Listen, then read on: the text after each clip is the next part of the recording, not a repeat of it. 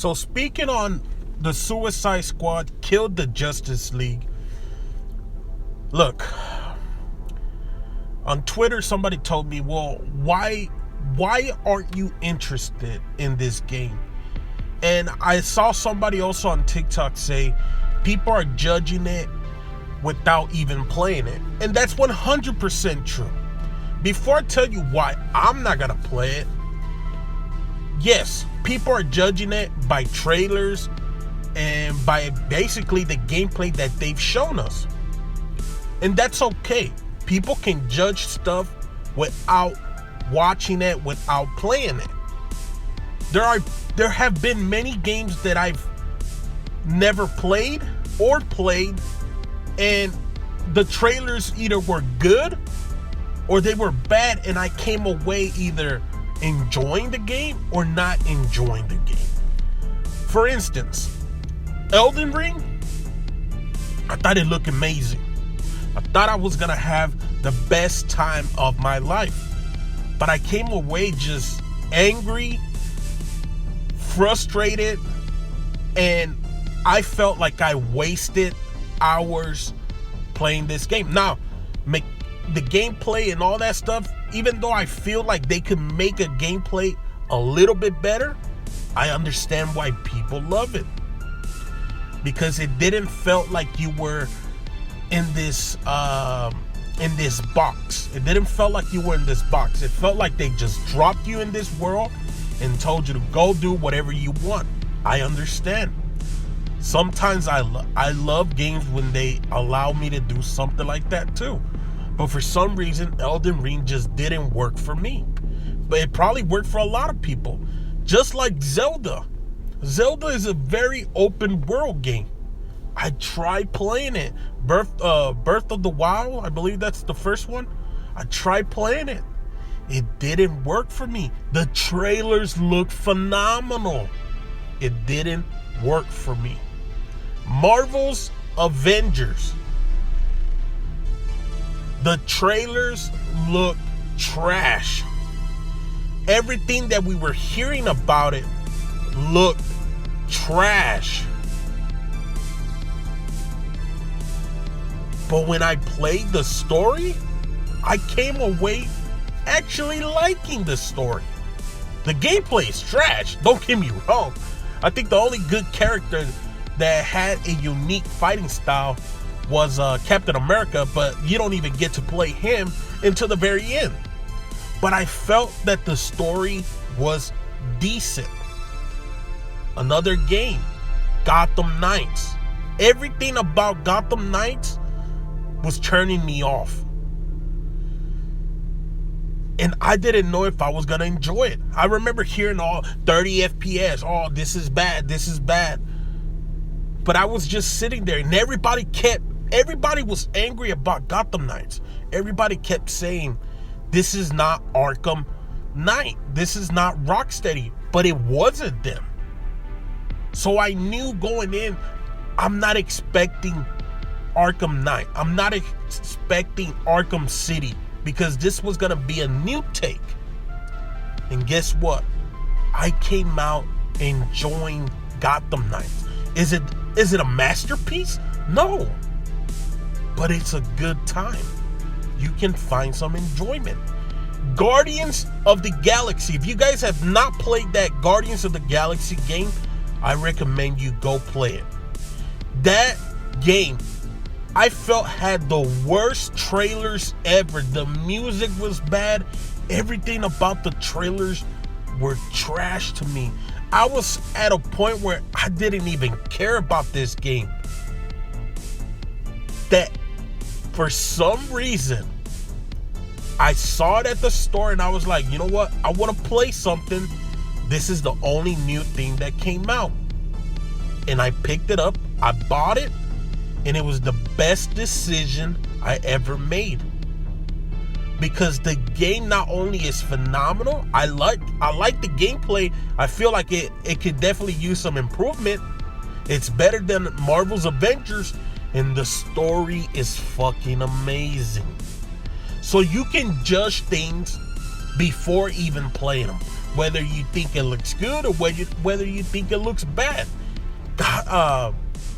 Killed the Suicide Squad killed the Justice League. To me, it looks terrible. It looks awful. The only thing that intrigues me is that it's connected to the Arkhamverse, and I want to understand the story. What happened? It takes 5 years after Arkham Knight. I want to know what happened. How did the Justice League allow Brainiac to take control of them?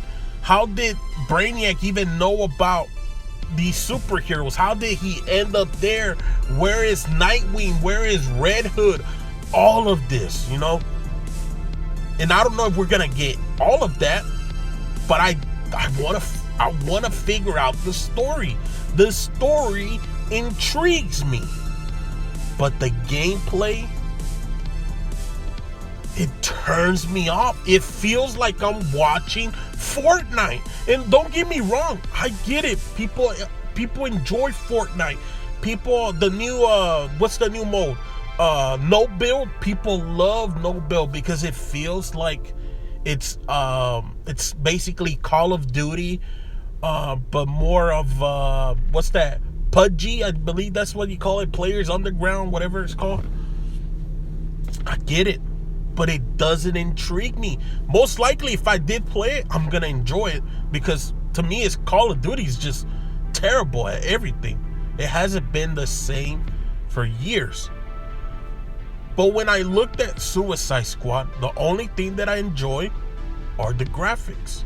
The characters' design look terrible. Harley Quinn looks terrible. This chick went from being a super hot character to I don't know what the fuck they made her now. The whole Deathshot, that this is the actual Deathshot and the other one was a poster, makes no sense, but yet that's part of the story. So I want to understand that story. The classic suits, like if we can get a classic suit from like the movies and stuff like that, where I can change the actual appearance of the character, I'm totally fine with that. I'm willing to spend money to do something like that, because I think the look that they're giving us and the character designs that they made for these characters, they look terrible. I'm sorry. If you think they look cool with those suits and those outfits that they got going, they look terrible.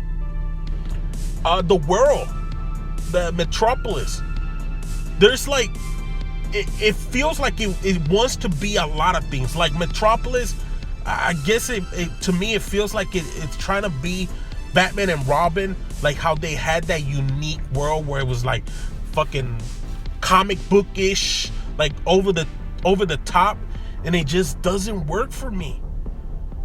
And one of the reasons why I'm not gonna buy this game day one, maybe I'll buy it down the road, or hopefully they take away the stipulation that they have. The reason why I'm not interested in buying this game is because supposedly it's online only. So you need a connection to your internet 24/7. And that turns me off, because look, I love whenever I can put my game in and just play it. If I want to update it, I'll update it. But I get it. Nowadays, everything needs internet. I understand that, guys. But you know, fucking internet is expensive. And it just keeps getting more expensive. And I'm tired of spending money just to be able to play my games. I want to be able to buy games and not have to worry about a big update.